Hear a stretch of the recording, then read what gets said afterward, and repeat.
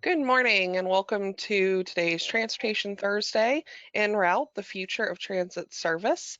It's November 18th and this is being presented by the Space Coast TPO, Space Coast Area Transit, Rethink Your Commute, and Tyndall Oliver.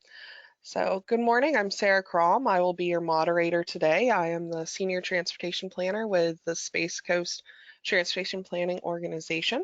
Just to give you a little bit of background, in case you are unfamiliar with where we're located, we are this county over here on the Space Coast or the East Coast of Florida, and we're named so because we have the Kennedy Space Center within our area. So what is a TPO? We look at the big picture, we assist the communication uh, amongst all the different modes. And so part of what we do is we help provide support to our local transit agency, Space Coast Area Transit, who we'll be hearing from shortly. So here's just a short agenda for today's meeting, welcome and housekeeping. Then we'll have our presentations, a panel discussion, and then you'll have the opportunity to ask any questions to our panel before we wrap up around the 11 o'clock hour. I would like to apologize for the timing snafu in regards to the GoTo platform. If you are unfamiliar with the GoTo webinar platform, you are able to engage with us throughout the webinar, either by asking questions or raising your hand to ask questions. And please keep yourself muted throughout the webinar to avoid and reduce any kind of disruptions. Our presenters today, we have a really great panel today. We have Terry Jordan. He is the director of the Space Coast Area Transit. We have Joel Ray. He is the Director of Transportation and Transit Solutions with Tyndall Oliver. And then we have the Project Director of Rethink Your Commute, Courtney Reynolds. So without any further delay, I am going to turn it over to Terry Jordan to kick off our webinar this morning. Well, good morning, everyone, and thank you for the introduction, Sarah. Greatly appreciated. So this morning, I'm going to talk a little bit about the intelligent transportation systems that transit has implemented over the last year or so, and a little bit more about what we're utilizing it for and how we intend to use it in the future. So just a brief introduction. In 2019, Space Coast Area Transit partnered with a vendor by the name of ETA Transit that's located out of Boca Raton in South Florida. And they provide us with the ITS functions that we have recently installed. Initially, we intended to kick off the project a bit earlier, but everyone knows about the 2020 issues that we all encountered. And so we have completed our installations and have been utilizing the software and the hardware and still fine-tuning some things. But the functionality of the ITS that we utilize currently are automatic vehicle locators, automatic passenger counters. We have onboard announcements for our passengers, and the forward-facing particular area is the real-time passenger information that gives us information regarding our passenger, gives the passengers information regarding where the buses are located and how to utilize the service best with the technology at hand. We also have internal maps and reporting functionality that I'll show a little bit later in the presentation that gives us the back-end ability to make on-the-fly judgment calls if needed. The vehicles, next slide, please. The vehicles are equipped with the automated vehicle locator hardware that tracks the bus by 3 functions with GPS, as you typically find with an AVL. It also uses the odometer and a gyroscopic functionality that allows for the prediction and accuracy of the prediction of this functionality of the system and giving the real-time passenger information to let the passengers know when to expect the vehicle at the upcoming stops. Hardware that's installed on the bus is pretty much all for these functions, but the hardware that we utilize for the operators gives them the ability to log into the what we call a mobile data terminal, or MDT. We also have tablets on some of our small dual-purpose vehicles that serve our paratransit fleet. But the operators log in and it shows them information on the fixed route for the next stop information for important and time point locations. So the operator doesn't have to go down the road looking at their watch continuously to determine if they're late or early. The MDT actually shows the operator the time that they're scheduled to arrive at the next stop, and it will be green if they're on time and red if they're ahead of schedule. So they know just to kind of glance at that, and they can hold for a minute or two if needed, or they continue along the route at the time points that are designated for the schedule. Next slide, please. So as I mentioned earlier, the hardware feeds into the real-time passenger information. And what this does is allows our passengers to know exactly where the bus is located, either by using one of our Spot app or using the website, that the 321 Transit website or 321 Transit app.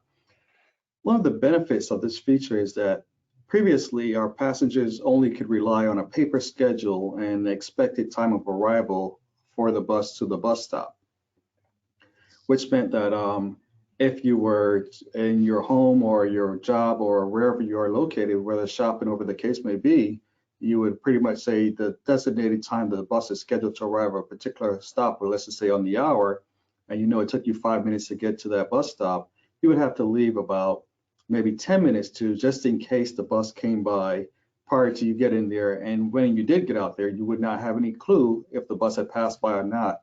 What this now allows is for the passenger to see the bus exactly where it is located on the route, and they can also know about any unexpected delays. For example, this morning there was a pretty significant accident on I-95 southbound. Well, none of our service actually operates on I-95 or fixed routes, but what it did is it caused a major delay, traffic congestion along the Malabar and Palm Bay area. So our buses are now running 5 to 10 minutes late that serve that area, and the other routes that they connected to are running on schedule because they weren't affected. So the passenger now has this information at the fingertips of their hand to determine, okay, the bus is not at its scheduled time, and I would need to, you know, wait a little while before I go out to my bus stop, not at the typical time I normally go out to. They can also get alerts that also tells them exactly when to head out to the bus stop. We have 5, 10, or 15-minute in advance alerts of when the bus is scheduled to arrive at the bus stop. So once again, we live in Florida among a lot of inclement weather sometimes in the afternoons. If it's raining outside, you don't want to go outside and stand in the rain for 10 minutes unnecessarily. You can now just head out to the stop, and by the time you arrive at the bus stop, here comes the bus, you hop on, so you're not in the heat of the day or the, like I mentioned, the rain for any inordinate amount of time, wondering if the bus is coming, because you know exactly that information at your fingertips. Next slide, please. And so this is just a quick example of the information that the passengers would see. As you noted here, you have it on via the Android or iOS apps. We also have it, like I mentioned earlier, on our 321transit.com website or 321 Transit mobile app that provides the information to the passengers. And as you see here, you can have alerts. We have rider feedback tools that gives the rider the opportunity to give feedback, whether it's good or bad. And we would review this information that helps us determine how to best restructure service if needed from the passenger standpoint, not just simply us looking at if the route schedule performance on by ridership, or if it's by information such as on-time performance, as we have done a lot through our transit history. So it's really a good benefit to us. So Sarah, if you don't mind, I will take control and give an example of what the back end looks like. So you can see that. All right, let me make you a presenter. Great, you should be able to share your screen. Wonderful, thank you. And I assume you're able to see the Spot application? Yep, we can see it. Okay, wonderful. So everyone, look at my screen right now. What we have displayed is a group of bus routes. And below you see this asset grid that shows me the information on all of our routes that are in service. I have two ways to look at this information. I could click on a route and it gives me the exact location of that bus. It gives me information on the travel speed of the vehicle right now, the route that it's operating on, even the operator of who's driving the route, and then its next stop and schedule, expected time to arrive at that stop. Excuse me, not schedule, expected time. So I can see that information, or if I click on the bus itself, it gives me similar information. Also included, if I hover over this, I can see the amount of passengers that are on board the vehicle right now per the APC. So we have this information at our fingertips that can be utilized at a whim. So we always know where all of our vehicles are located. We know where they are en route, and we also know how they're performing. You may see a couple of what we call ghost routes, like simple this one. So the bus is actually out on the road and it's traveling. However, it's not assigned to a route because it may be a paratransit vehicle. And we're working on ways to distinguish between a paratransit vehicle and a fixed route bus currently. So that's something that we're working on in-house and with the vendor to make sure that we have available to us. You can also use the grid information if you so are inclined to do so. It shows, once again, each of the bus routes. It can be sorted by whichever way you want, fastest to slowest. I usually sort it by the bus route itself to determine which route is the bus is on. And then I can look at information as seeing the percentage of full, once again, the speed, and where the bus is located and next expected bus stop. So this is information we use internally. We also have several report functions that I won't go into now because it will take a good while to run any, so I'll skip that. But I also want to show the passenger facing side. So right now, this is information that the passenger does see. So I want to take off all of these right now. So the passenger has this information available to them on the 321transit.com website. And a passenger, if they're interested in any particular route, they click on the route and it shows, oh, sorry, that didn't work out right. There it is, where the bus is located on the route. If you click on the bus itself, it shows the next 5 stops and the expected time the bus is going to arrive at those particular stops. So if you're a little bit past this stop, once it gets past the first stop, it will swap to the next location and it'll continue as it's traveling down the road. So as you see, I'm not sure how it's displaying on your screen, if it says, if it's a delay or not, but you can actually see the bus moving down the roadway as it's moving. And if I go back to my screen here, I could click on that bus and see that same information, the speed it was traveling, the next stop location, and when it will arrive at that next stop. So those are several of the functions and features that we utilize for the ITS system. One of the areas that I would mention is that we definitely are very, very dependent on our staff and our operators buying in. So I would be remiss if I went without saying a great big thank you to all of our staff and all of our bus operators for working with us on this platform. And they actually, I would say, are very, very are happy with the system. And although we have some fine tuning to do, we definitely are leaps and bounds ahead of where we were before, because one of the major things that we look at is being able to tell what ridership looks like on the fly, but we now have data that specifies exactly where passengers are getting on, where they're getting off, and how many are used in particular locations. And we intend to use this for the purpose of when we're doing any amenities or improvement our bus stop locations. This is the data that we will now have available to us that we didn't have in the past, with the exception of a one-time snapshot, as we did with the AD analysis, bus stop analysis, or if we add anecdotal information of our operators. So once again, this is very beneficial. We see that it can be utilized for many, many purposes, but those are just a little that I mentioned just now. So thanks again. And if we have any questions, I'm sure Sarah will allow for that opportunity later in the presentation. Thanks, Terry. And if you could please give me back the Got it. presentation. There we go.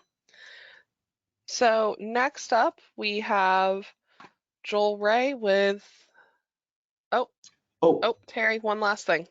yes, by the way, I do apologize. Thank you. So this last portion was another opportunity for us to enable technology use over the last several months. We have a mobile app that also allows our passengers now to avoid having to carry cash to pay a bus fare. So during the pandemic, one of the biggest things was reducing touch points and also allowing for passengers the process of boarding the bus much more quickly than standing at the fare box counting out coins or dollar bills or whatever they're using to pay the fare or even passes. What this allows for is a passenger to purchase a pass via the 321transit.com website. Once again, and they utilize the mobile app powered by Token Transit that once they purchase a pass, they can activate that pass once the bus arrives. And this screenshot that you see is exactly what the passenger has available to them. And that circle in the middle is a pulsating circle, so the operator knows that it's not a screen grab.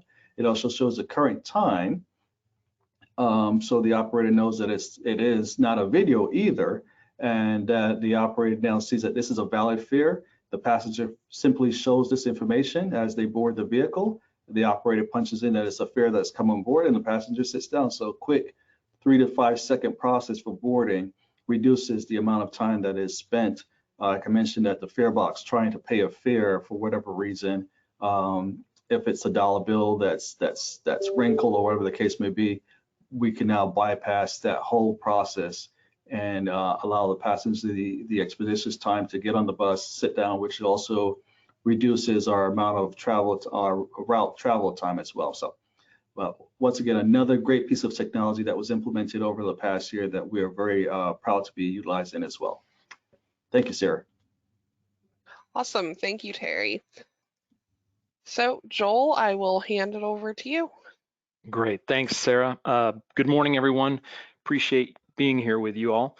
I'm going to talk about an upcoming project that's going to be kicked off here in the next week. We're actually going to be working with Sarah and TPO staff, as well as Terry and his staff over at Space Coast Area Transit on a major update of the transit agency's 10-year transit development plan. And we're also going to use that process to help complete a comprehensive operational analysis. And I know those two are very large sounding type projects, but I'm going to try and give you a little bit of background on what they are and why they're important.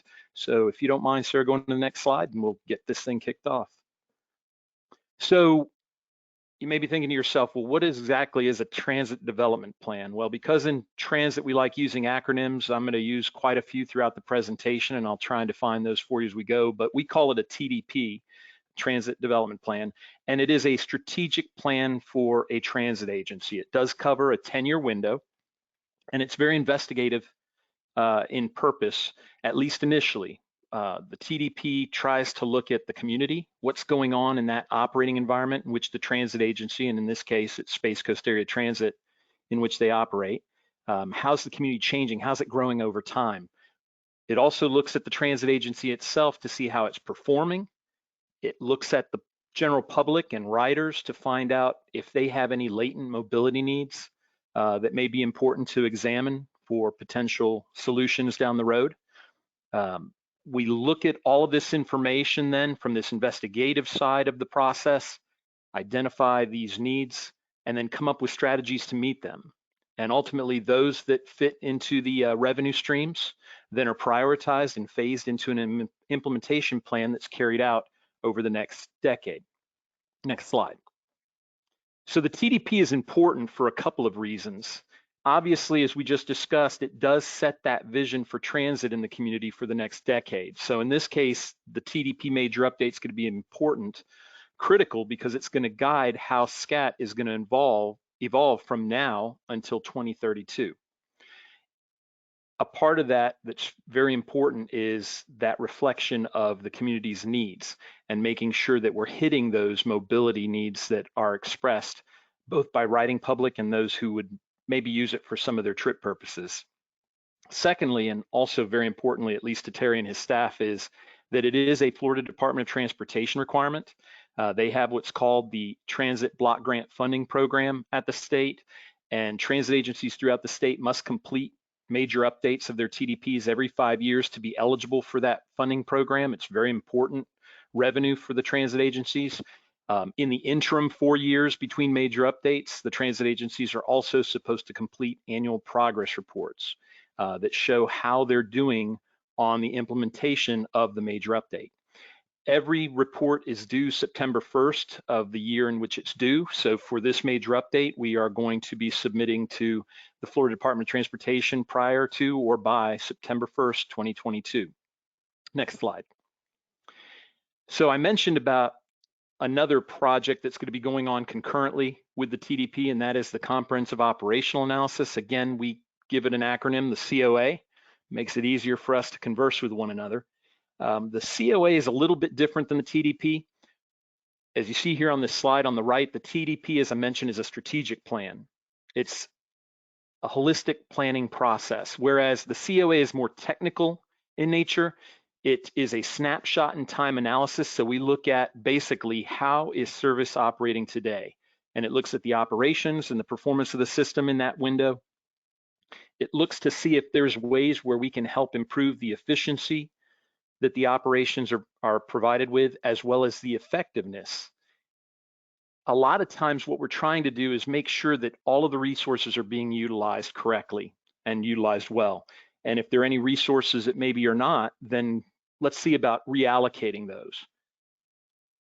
The whole process is geared around improving service today. What can we do to make the system operate more effectively, more efficiently today?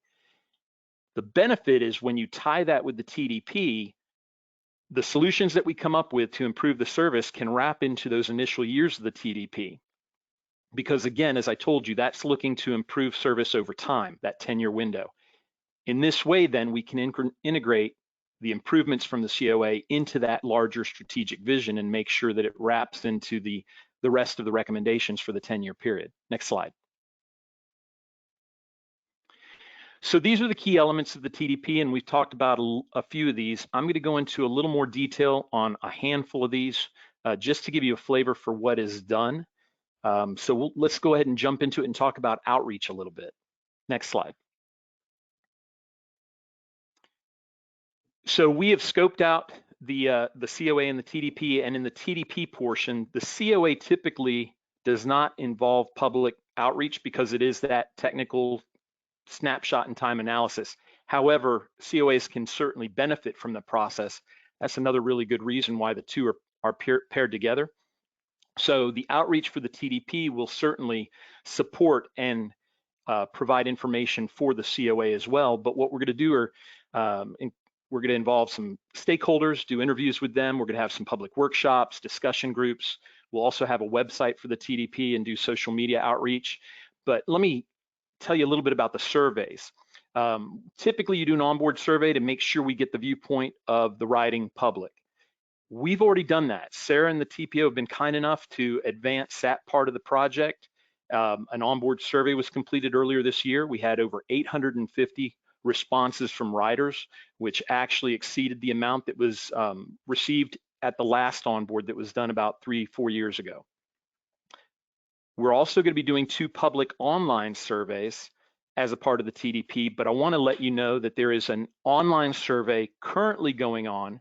If you go to the TPO's website, Sarah will talk about it a little bit later, but I want to give it another shameless plug here. It's called the Tell Transit Survey, and it's going to help us out. We'd love to get folks to tell us about their perceptions and needs. The survey started up October 1st. It's running through December 3rd. We've got over 500 responses so far. We'd like to get over 1,000 if possible. So after we're done with this webinar, if you're still on your computer, please jump over to the Space Coast TPO's website. There is a link there that you can click on and access that survey and help us out. It doesn't matter whether you're a transit rider or not. We still love your input. Next slide.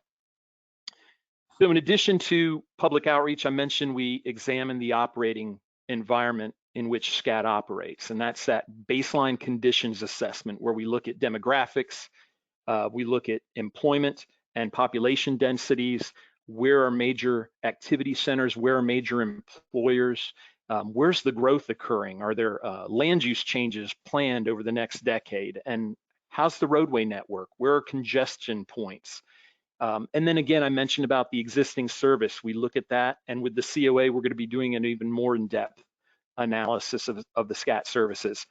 And all that helps as part of that investigative process to identify potential needs. Next. So once we get the input from our assessment of the baseline conditions, the operating environment, the SCAT services, the public input, the input from the riders, all of that goes into this analysis that we call a situation appraisal. This is a TDP rule requirement from the Florida Department of Transportation, and basically you could think of it as a giant SWOT analysis: strengths, weaknesses, opportunities, and threats. And so what we do is we use all the information we've collected during the investigative phase to figure out what are the strengths of the community, what are the strengths of SCAT, how's it doing in terms of meeting mobility needs. Then we look at potential opportunities for improvement. Where are some of those latent mobility needs that we're not hitting that may be easy to achieve, or with a little more resources that we can meet? We also try and figure out what barriers are out there. For example, you'll see in the lower left-hand corner that green shape, government policy. Are there any things going on with land development code, government policy, that could be impacting the operating environment for SCAT in a negative fashion, so that we can maybe go back and figure out changes to those policies that could enhance development and growth for transit rather than competing with it? We'll look at technology, we'll look at funding, we'll look at obviously that outreach feedback. A lot of the things shown here go into this process to figure out what are the strengths, what are the weaknesses, and what are our opportunities that we want to carry forward and meet. Next slide. So all of this information now is going into the analytical phase. First it's investigation, then it's analysis. And in the analytical phase, we take the operating environment information, we take the public outreach information, we take all of those assessment points related to service and demand. We will have a review committee as a part of the project, and we'll have their input as well. And then that situation appraisal, where we make heads or tails out of what the needs are. That establishes then what mobility needs that we need to meet. We put those into an evaluation process to prioritize them and come up with solutions for meeting those. And then ultimately the solutions that rank the highest and also fit in with the fiscal realities of the current revenue streams for SCAT make it into that 10-year implementation plan. Next slide. So here's our schedule, and I'll apologize up front. We had anticipated starting in September, but obviously sometimes these things take a little while to kick off. We're actually going to be kicking off, I'll show you on our next slide, next week. So we're not changing the endpoint. I mentioned September 1 is our drop deadline, and we're still going to hit that. So those earlier months are going to be compressed so that a lot of that outreach is going to occur more in the December, January timeframe. So we'll still stay on schedule, but I wanted to just show you what the typical schedule is. And you see there that the COA is going to be completed generally around March. And then that way that information can feed into the actual development of the TDP to make sure that we're accommodating any improvements that are necessary for the transit agency itself in terms of its services. Next slide. So we have a kickoff meeting scheduled with TPO and SCAT staff. That is going to be on November 23rd at 9:30 in the morning. We're expecting to hit the ground running with this project, again, because we've gotten a little later start than we had originally anticipated.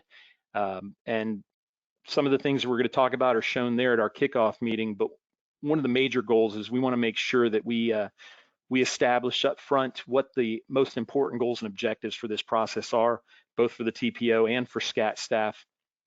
And then that way we can make sure we hit the mark when we get to the end of the project and submit the major update TDP document to FDOT for approval. With that, that's my last slide. Obviously, we'll get to questions at the end, and I appreciate y'all listening in. Thank you, Joel. And next up, we have Courtney Reynolds from Rethink Your Commute. Awesome. All right, great. Sarah, you can see me okay? I'm gonna hope yes. Okay, Yep, great. sorry. I thought I was unmuted. I apologize. No, that's great. Thank you, Sarah, and thank you everyone who's joining us today. I really do appreciate this opportunity to tell people about Rethink Your Commute, which we'll go ahead and hit the next slide, Sarah. Rethink Your Commute is a program of the Florida Department of Transportation. And so at Rethink, our team works to promote smart transportation solutions for Central Florida's workforce, which for us definitely includes Brevard County, as well as Flagler, Lake, Marion, Orange, Osceola, Seminole, Sumter, and Volusia. I usually have to do those in alphabetical order, and I'm always happy to start with Brevard. So let's talk a bit more about what we do. And so we essentially bring together businesses and employees, so the boss and the worker, to explore the shared benefits of transportation options like carpooling, vanpooling, transit, biking, walking, and yes, working from home. And our efforts to connect commuters to their transportation options, we see that as a way to strengthen and improve quality of life for everyone, even those folks who need to or choose to drive. And that's because the more people that ride the bus means fewer people hitting their brake lights sitting in congestion in front of you. It also means fewer vehicle emissions thanks to folks biking or walking for short trips instead of driving, which means better air quality. And it also leads to environmental benefits from fewer vehicles on the road. And ultimately, all of this, it means you saving money. And so you may not realize this, but AAA estimates that every mile that you drive costs about 55 cents. So I think about when you get on the bus and you put your fare in the fare box. Imagine if you had to drop 55 cents into a fare box in your car every time that odometer turned over 1 mile. Maybe that way people would realize the true cost of driving, and that is more than just the amount that we put in our gas tanks when we fuel up, although that price is increasing too. So if you've ever tried to figure out what your commute options are, you may have found it more challenging than you ever expected it to be. But Sarah, if we can cue up the video, the good news is thankfully at Rethink Your Commute, there's an app for that. So go ahead and hit play and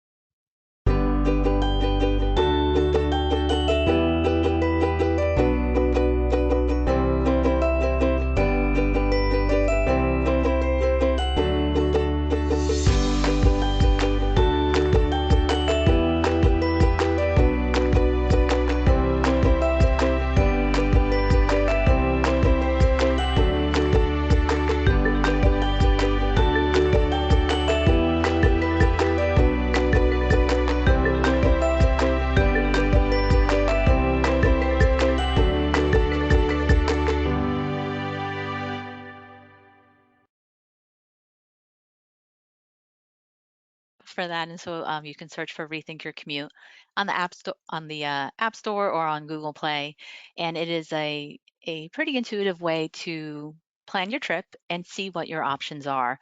The nice thing too is that if you go and you record your trips, you earn points and you can cash in those points for monthly gift card drawings. We have discounts and different coupons for local and national businesses online. So it's just a nice little why to get involved and to also let us know what you're doing. But the work ahead of us and the problems we are aiming to solve, we do know will require more than just a mobile app. We really have to reach a critical mass of people, both willing to rethink their commute, able to rethink their commute, and who can commit to rethink their commute in order to make an impact on our roadways for the benefit of the community. So next slide. A key strategy is working with employers to reach their employees and structure internal and commuter benefit programs that incorporate commuting options as part of their culture and just make it part of their business plan. I don't know how many of you have had this experience that maybe you get a new job, and if it's in a central business district where maybe there's paid parking, but usually day one, they say, congratulations, welcome to your new job. Here's your free parking pass. And that's the default.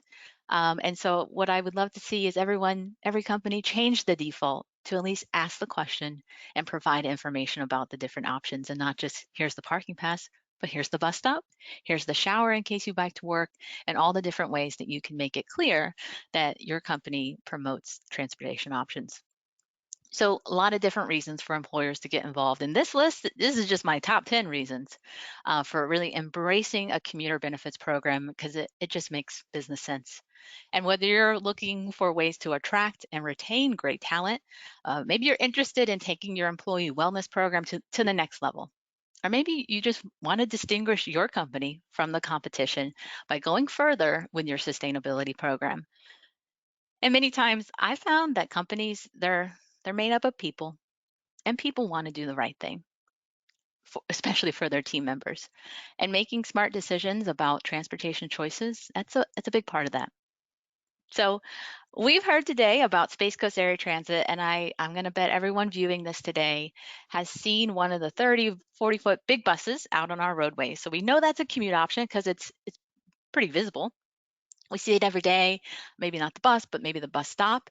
But something that is less visible, we'll go to the next slide, less visible but can be just as impactful, is sharing the ride to work with your neighbors, your coworkers. So it can start out as a carpool, and we all kind of know what a carpool is. Maybe you've done it as a kid, and your mom, dad, aunt, uncle maybe took you to a friend's house, so everyone's in one vehicle, or maybe you were the mom or dad taking folks to different places. But I wanted to talk to you today about what I call Carpool 2.0. So how do we take those empty seats in our vehicles on our roadways and tap that as additional capacity to help balance the demand on our roadways? So let's do 2 clicks, I think, Sarah. So carpooling 2.0 is what I call vanpooling. So same concept. The distinct difference here is that the vehicle is a van, so it has to have at least 7 passengers. And there's a benefit to getting a van in partnership with your local transit agency, like Space Coast Area Transit. So some essential parts of what is a van pool. You do need to have a group of 4 or more riders. There's a reason for that. I can tell you about it if you're interested. So 4 or more riders. You drive it. So there's no driver other than you. And you can designate some folks within the group. So maybe you rotate, or maybe you just like always drive in, and that's okay. But the group of people, you want to have a common origin. So the same neighborhood, the same HOA area, or a common destination. That's really essential. So maybe it's a single work site, or within a one area, business area, where you can kind of have a common parking location and people could go to different offices. What is important is a consistent schedule, and that can be, depending on how you structure your van pool. But this idea of you are setting your own schedule that works for your group, you're setting your route that works for your group, and you're driving this van and you're taking it home. You could also take it and park it at a designated park and ride lot. But this is transit that you control and that you can design.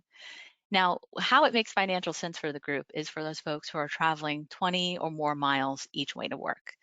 So if it's a short trip, it may not make sense. There is a cost, there's a fee to Vanpool, but you split that cost amongst everybody in the van.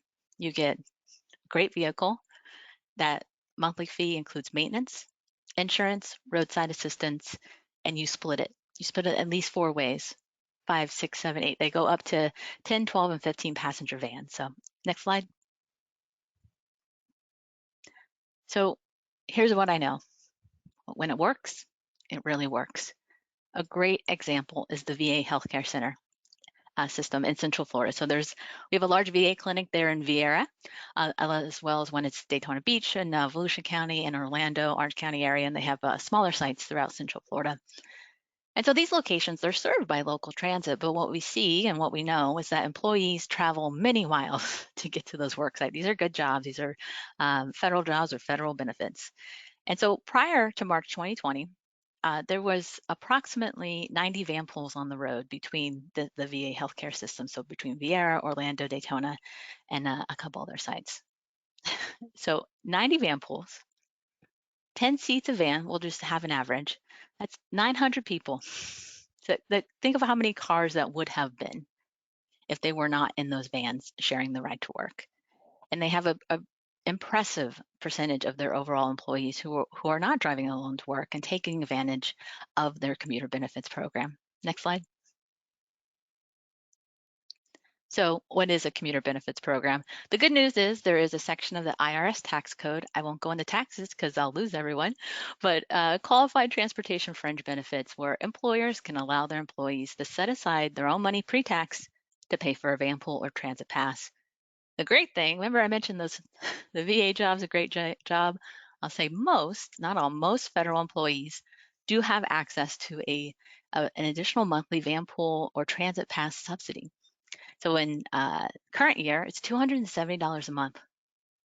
$270 a month, tax-free, additional income essentially, but it does have to go toward paying for that Vanpool or transit pass.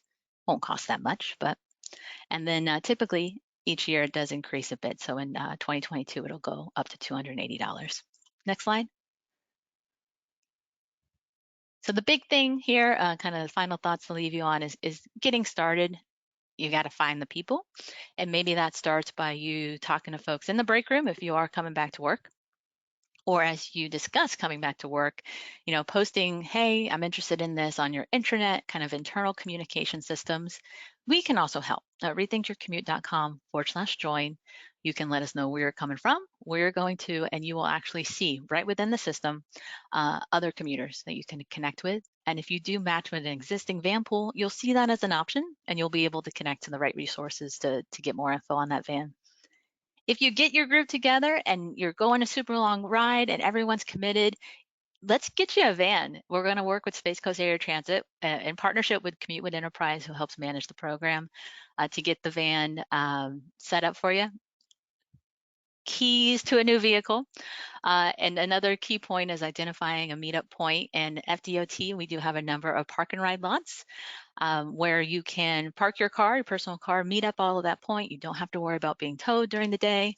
And there are other options as well. So that little screenshot there, we do have a map on our website to make it a little bit easier. It's always good to know before you head out and try to find a place to park. And come back then to Rethink Your Commute. Let us know how you're getting to work. Log those trips, earn the points, cash them in for prizes. And if anything, it'll save you a little money for holiday shopping, or maybe you'll earn a little gift card and treat yourself to something. So, all right, Sarah, that's that. Thank you. All right, thank you, Courtney. So at this point, I'm going to stop sharing my screen so we can all pull up our web cameras, and we are going to do a couple panel questions since we have time. And while we're doing panel questions, please feel free to stick your questions in the question box if you have any questions today from the attendees. So thanks everyone. It's really interesting to see 3 different projects that all help to make our transit system more robust and complement, all the projects really complement each other and depend on each other in order to work for, towards congestion management and just better providing access to transportation in our communities. So what do you see as one of the biggest challenges in implementing additional transit service in an area? Well, I'll start my answer to that question, Sarah. One of the biggest challenges that we see, typically, I do apologize if there's a lot of background noise. As it goes, the lawn service company decided to come by right now. So if you hear back, I apologize. But one of the biggest challenges that we typically see within the transit systems are limits on funding. There's a lot of federal funding out there, but typically it pays for capital more than anything else, which are the vehicles. We still have to have the opportunities to pay operators to drive the routes, and then of course for the fuel and all the other things that are associated with it. So the biggest factor that we find is funding to implement a new service. Joel touched on this in his presentation as well.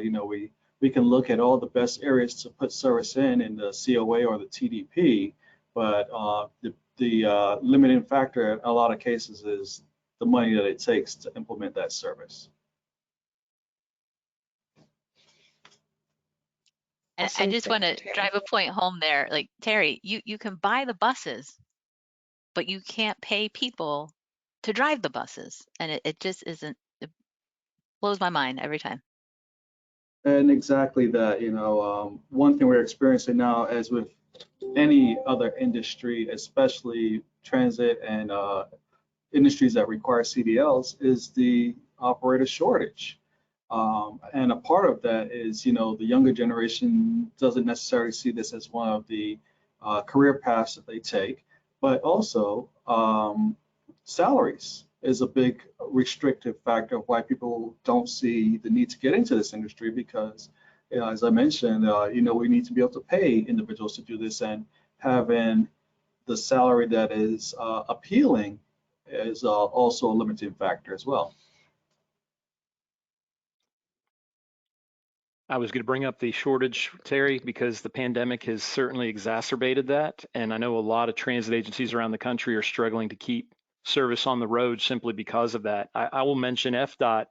They are coming out with their new focus called the Vital Few, and they have 4 key areas that they're focusing on, including safety and mobility and innovation. But the 4th one was interesting to me, and when I first heard it, I was kind of curious. But now when you think about what you mentioned with kind of the turnover with the aging drivers and the aging transit planners and specialists in our industry right now, there's not a lot of schools out there that have programs that give you a degree in transit. So their 4th element is employee retention, and that applies not just to DOT, but they also want to try and help that in the transportation industry in general.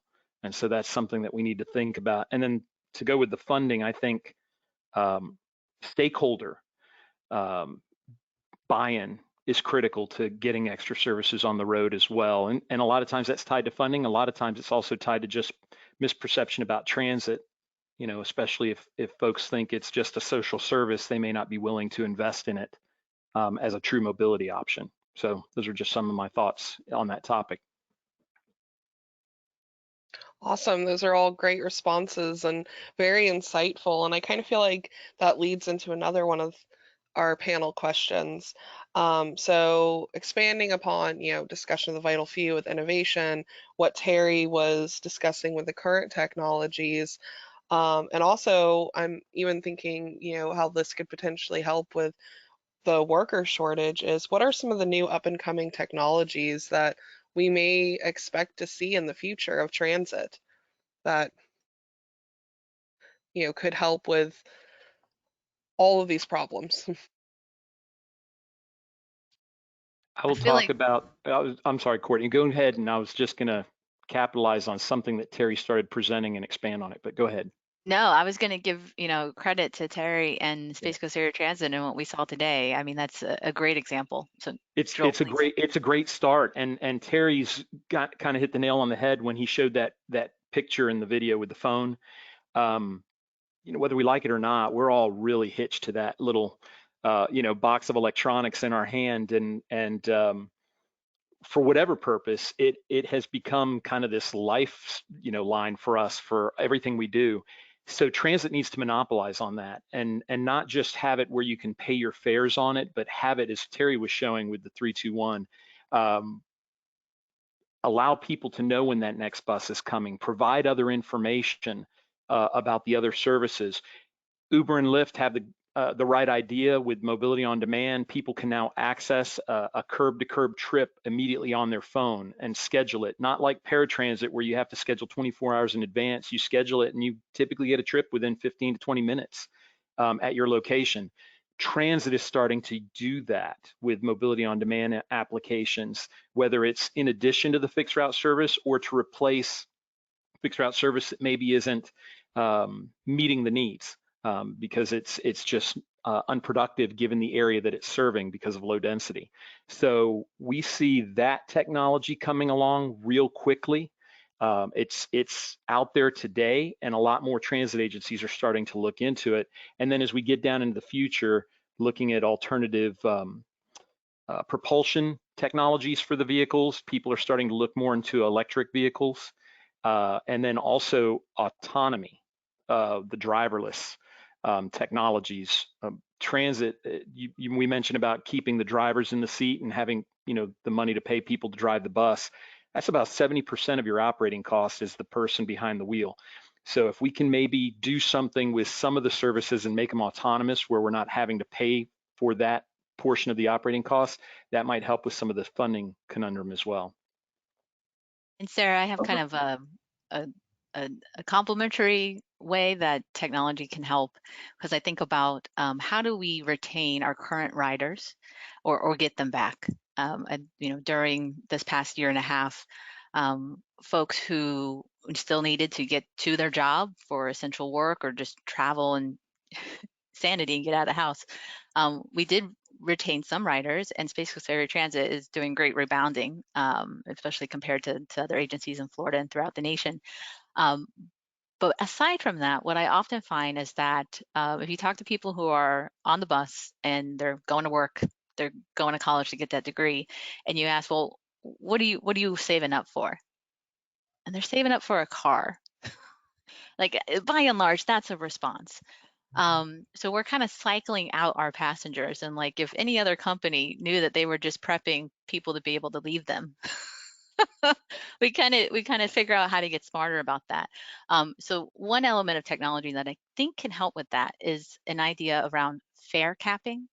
And so, back in the day, if we just have cash and we've got to just pay cash for single rides, if you certain types of jobs, and I remember back in the days when I was waiting tables, it was just the cash I had that I made that day.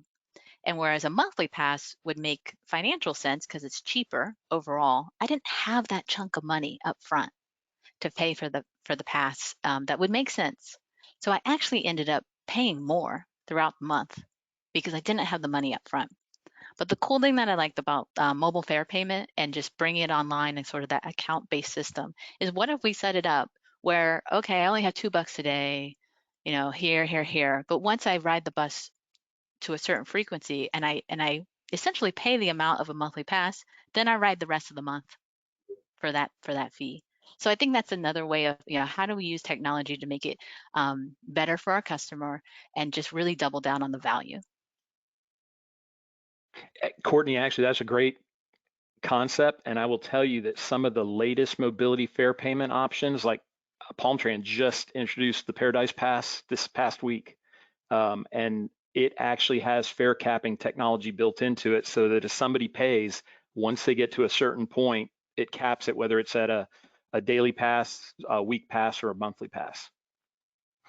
And thank you both for presenting a really good points that I actually had in mind to discuss as well. So yeah, and the last part is the fare capping. As I mentioned, the token transit, that's an area we're exploring as well. And Courtney, exactly right. This is something, geez, when I was back with Lynx umpteen years ago, we were discussing the fare capping. We were looking at exactly what you said. A passenger may not have $30 to shell out all at once, but they're going to pay $40 over the month. So if we stop it at the 30, then they've paid their monthly pass fare. And now, as you mentioned, the remainder of the balance of those 30 days, whether it be the month or the 30-day from the second to the first, or whether the case may be, the passenger does not have to continue paying after that point. So we are investigating doing that here at Space Coast as well. One of the other areas, and Joel touched on this, but I briefly mentioned the demand response side of our services. That's a very large portion of the service that we provide, as well as our disabled riders and elderly riders and individuals that don't use the fixed route. One of the areas that we're looking to do to improve their experience as well is to let them know when the vehicle is going to arrive at their home. So currently, the vehicle pulls up, and as in most systems, you have that 30-minute window. If you have a 9 o'clock, the bus can get there 9:15 or 9:15. So what we're working on now is with the same system, ETA, is that we have the ability to let the passenger know the vehicle is going to be at your residence in 5 minutes. So we reduce the amount of no-shows because the passenger knows the vehicle is coming. They can cancel the trip in advance. So those are technologies that we expect to be in the not too distant future. Another thing that we're going to be implemented here at Space Coast is going to be Wi-Fi on board the vehicles. So the passengers have the ability to utilize Wi-Fi while on board all of our buses. When I was, once again, going back to my previous history, we're looking at doing Wi-Fi on vehicles that ran long trips, going up to Deltona from Orlando, going out to Disney. But if you were doing a short 30-minute trip, it wasn't a factor, but we're looking to implement the Wi-Fi on board all of our vehicles and within the next 6 months or so.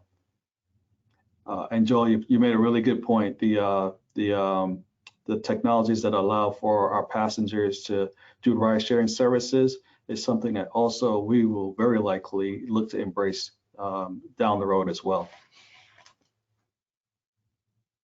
Really exciting time to be in transit with all of these new up and coming technologies and things that we didn't even think about 20 years ago. We just got on the bus and we never even imagined that we'd be able to get on the bus and be watching where the bus is coming from with our cell phone or accessing the internet within, 20 years ago we didn't even really access the internet, it almost feels like. So yeah, it's really exciting, and I appreciate all of you guys chiming in about those technologies. We have about 4 more minutes. I don't see any questions in our question box, so I'm going to ask one more panel question then. And it's kind of building off of this idea of technology. We've been conducting the transit survey since the online one since the beginning of October, and so we've been able to start seeing some feedback, and we're seeing lots about technology coming out, but then also we're seeing requests for improvements at shelters and stops, and that's really one of the most common requests and that we hear throughout any kind of meeting that involves transit. And so you know, can you discuss, this is probably more for Terry, is, can you please discuss all of the steps that it takes, or rather some of the barriers that have to be crossed in order to implement bus stop improvements, and why shelters aren't necessarily always the best, or aren't always able to be implemented, and what are some potential partnerships that you can use to make bus stop improvements? Well, thanks, Sarah. So I'll start with the response why they're not always the best. The funny thing is, Jared Francis came and did a talk at Eastern Florida State College almost 2.5, 3 years ago. And I was attending, I was very surprised to hear some of the audience, and many of the audience, asked a question about shelters at the end of the talk. And I have always looked at that as something that we can implement, but the reasons why it's not always the best response is because, like I mentioned earlier, if we let the passenger know the bus is now going to arrive at their bus stop in 10 minutes, the passenger walks out to the bus stop or the bus location where we're going to pick up the bus and immediately boards the vehicle. So in past, the passenger will wait for the bus at the bus stop in most cases, and they can utilize the bus shelter for shade or for shelter from the rain or whatever the case may be. But we see it as maybe one of those things that will be at major locations, but not at every location, because like I mentioned, the passenger now knows exactly when to get to the bus stop. We would see the benefits being implemented more to increasing in service, or as Joel and I were discussing, the ability for passengers to get a on-demand type service where it now collects them at their work location or their residence versus having to walk to the bus. Some of the barriers to implementing shelters and even amenities at stops is the expense. So it's not simply just installing a shelter at a typical location, it's all the site work and development that goes into the process. Just a ballpark figure for implementing a shelter at a typical location that does not need a lot of work, the sidewalk's already there, there's space, could be $18,000 to $20,000 just for a shelter to be installed. And that includes all the site work, the development, the engineering costs, and the infrastructure itself. So it can be very costly. And then we have to have partnerships with local jurisdictions, municipalities, other agencies, because what typically happens is Space Coast goes into an agreement with a city or someone of that nature to, once we have the shelter installed, they then are responsible for maintaining pretty much just long maintenance around the shelter, keeping it clean and things of that nature, trash pickup. So one of the biggest things that we see as limitations is just the availability of space to install a shelter, because it takes a significant amount of space in most cases on back of sidewalk or things of that nature. So we definitely want to make sure that we're going and we're getting the best bang for our buck where we install a shelter and it's at a location that is going to be a high utilized location, not simply because we have a person or two standing out there on a regular basis for maybe more than a couple of minutes. All right, very good. Thank you, Terry. Very insightful. So once again, thank you to all of our presenters today. Terry Jordan with Space Coast Area Transit, Joel Ray, Tyndall Oliver, and Courtney Reynolds with Rethink Your Commute. And I'm Sarah Crom with the Space Coast TPO. So just to let you know, Joel already mentioned it. We do have our transit survey out there. Please go and visit our website and take the survey now between December 3rd, get the word out. It's really going to help improve our transit system in the long run. And then finally, if you enjoyed this webinar and want to stay connected with the Space Coast TPO, you can follow us on Facebook, Twitter, YouTube, and also our website is spacecoasttpo.com, and you can go and sign up for our newsletter. So thank you for everyone who attended today, and happy holidays. Thank you. Thank you, Sarah. Thanks, everyone. Have a great Thanksgiving. Thanks, Sarah. Thanks.